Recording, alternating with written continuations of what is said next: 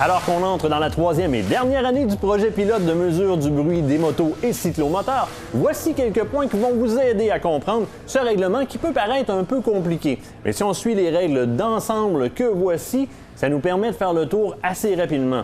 Dans un premier temps, il est à noter que les normes du transport au Québec proposent que tout véhicule qui circule sur une route doit avoir un système d'échappement qui est conforme aux normes. Conforme aux normes, souvent ce que ça veut dire, c'est d'origine. Nul ne peut vendre, proposer ou installer une pièce qui servirait par exemple à supprimer le système d'échappement ou à en augmenter le bruit.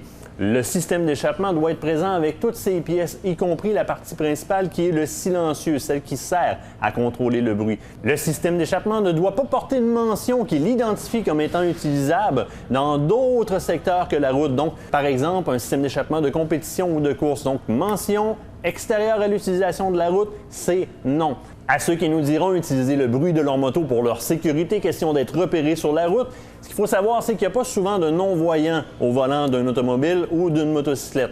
Malentendant, oui par contre. Alors si vous rendez votre moto et vos équipements voyants visibles au niveau visuel, là vous serez aperçu sur la route. Par le bruit, c'est pas une bonne idée, surtout lorsqu'on pense au respect de votre entourage et de votre voisinage. Le bon voisinage vous fait reconnaître comme motocycliste responsable.